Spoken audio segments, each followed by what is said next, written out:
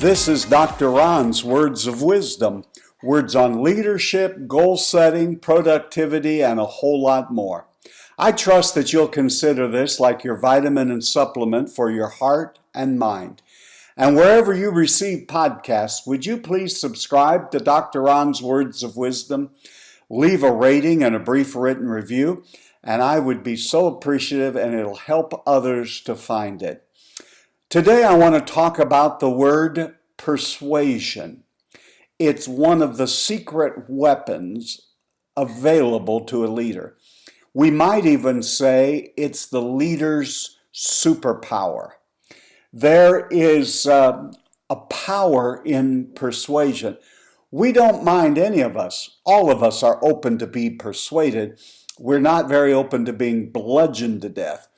And do not confuse persuasion with coercion.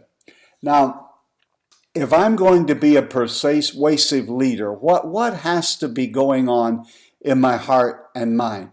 We've all known leaders who were really good at guiding us. Several come to mind who I have had in my lifetime. Someone said we've also met bad leaders who were actively misguiding people.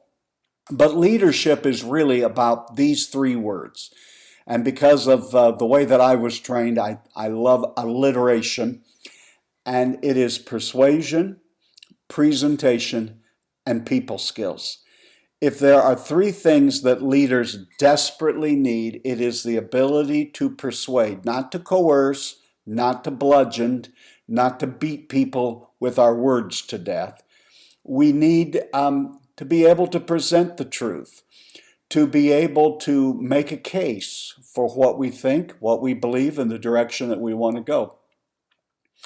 And more importantly, we need to have people skills.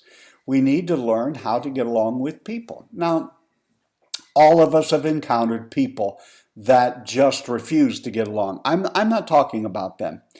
I have this test that I try to run everything through.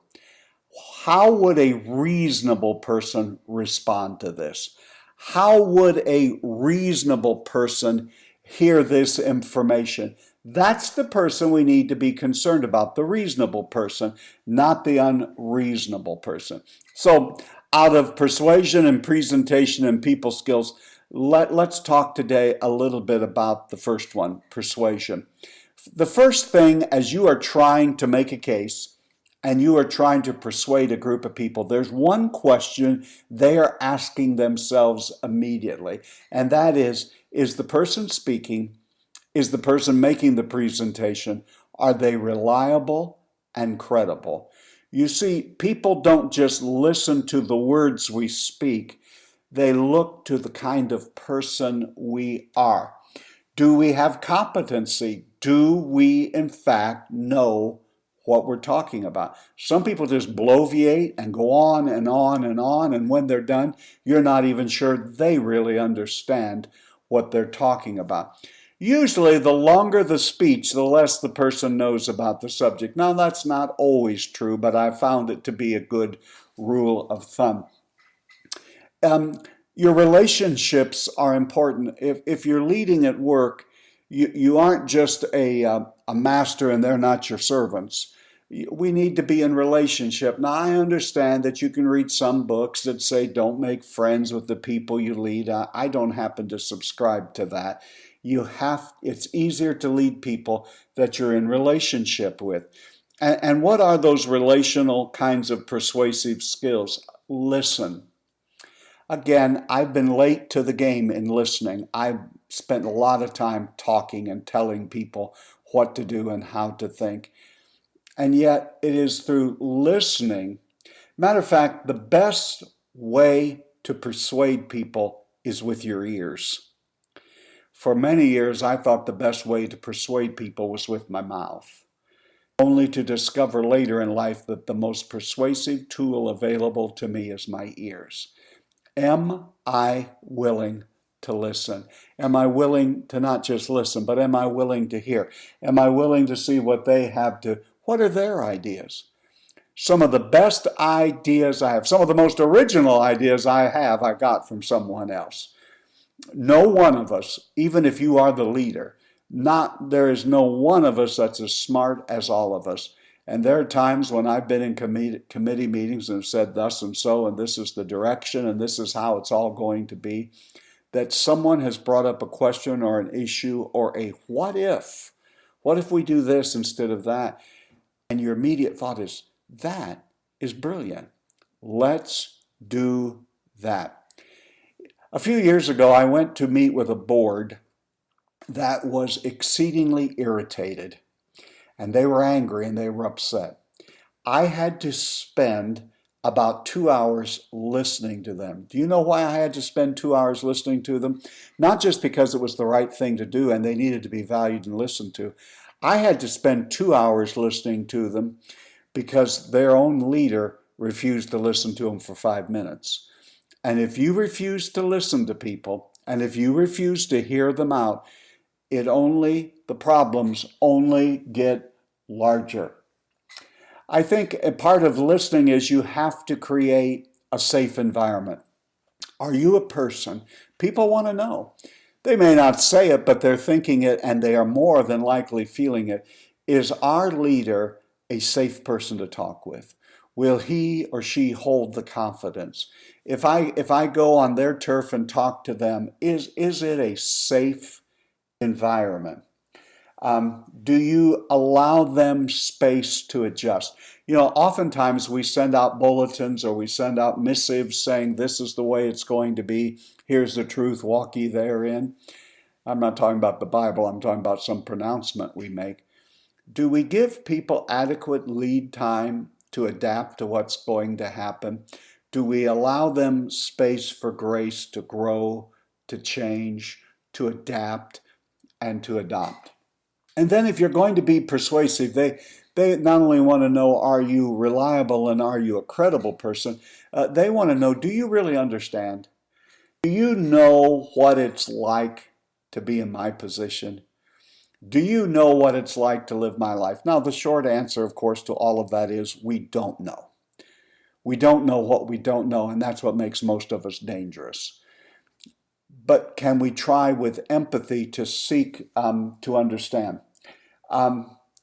Do we let people know, not only do I expect that you can change, I want you to know I'm open to change. If I see that I'm wrong, if I see there's a better way, if someone in the organization or the family brings me information and I ponder it and think about it and pray over it, I'm going to be the first one willing to say, hey, I'll change. That's a better idea. Let's do that.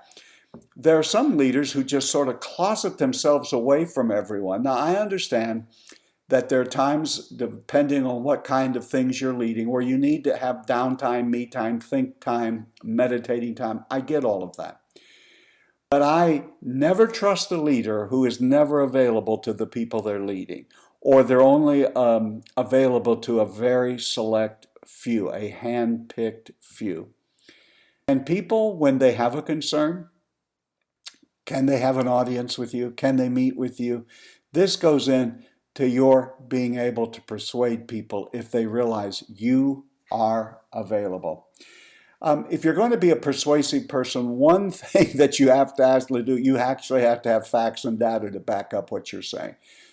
I mean, I'm all for hunches and intuition. I'm sort of an intuitive person, but you can't go through life living on pure intuition and pure gut level decision making. You do have to have data and facts on your side as you understand them. So when you're trying to persuade somebody, you should ask yourself, is it factual? Well, I think in that, and especially as you would all know that I am a preacher, I can't persuade anyone to believe what I'm believing if I don't really believe it. I have to believe it to the core of my being. And wherever it is that you're leading, you have to really believe in what you're doing. Have you considered the objections? When you're getting ready to make a presentation and you're trying to persuade, have you considered objections? Most of us come down like we think we're Moses coming down from Mount Sinai with the tablets from the Lord, and therefore, who could object? Why would there anyone object to such a marvelous program that I have come up with? But you're never going to be persuasive if you don't take a step back and bring in trusted colleagues, bring in people in the workforce, whoever it is that are confidants, and say to them, this is what I believe we ought to do, and I want you to blow holes in it. I want you to help me see the blind spots. I want you to help me see things that I don't see. What would you do if you were hearing this for the first time? What would your question, comments, but more importantly, your objections? I have found when I have exercised it this way, that I really honed my thinking. I really got laser focused when I had to address objections. And oftentimes, it forces you to recalibrate and to tweak and to make adjustments. Are there other dynamics at work in your organization that you need to be aware of? What are the politics? I'm not talking about the politics of a particular country. I'm talking about in your organization. And if you think there aren't politics where you work and live, you're again a candidate for delusional of the year. The fact is, politics doesn't mean Republican or Democrat or socialist or whatever. What politics, generally the word means the way we do things. And I can tell you, for having worked in a few organizations, every organization has a culture and they have a way that they do things, and you must make sure you know that. Do you have the emotional wherewithal to be okay when people disagree with you? You're not going to be persuasive if you fly off the handle, if you're thin-skinned, if you can't take a criticism, if you can't even take a helpful suggestions. You need to get yourself in a better emotional state, leader, where you can do that. And have you as you're persuading, have you provided the reason why? People are oftentimes not persuaded by your presentation, but they're persuaded by the why behind it. What is the goal? What is the burden? What is the mission?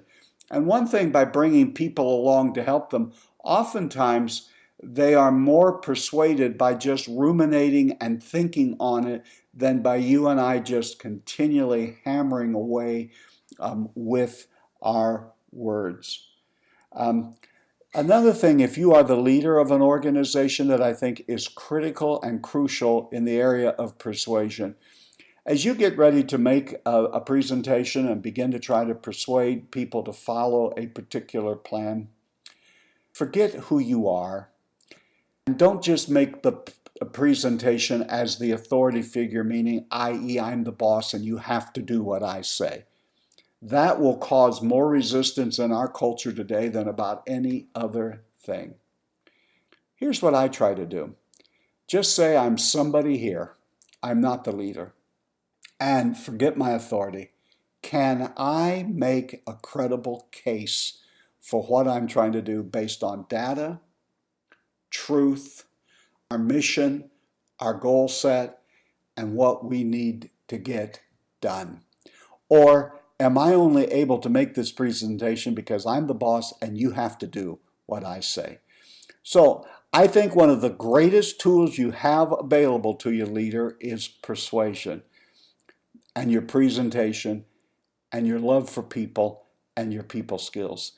You've been listening to Dr. Ron's Words of Wisdom, words on goal setting, leadership, productivity, and a whole lot more. I trust that today this has been like a vitamin or a supplement for your heart and mind.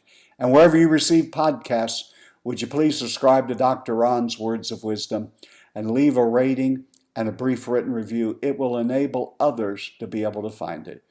Now remember, my leadership friend, wherever you are and whoever you are doing better than you think you are. You really are. And until next time, this is Dr. Ron saying, have a great and blessed day.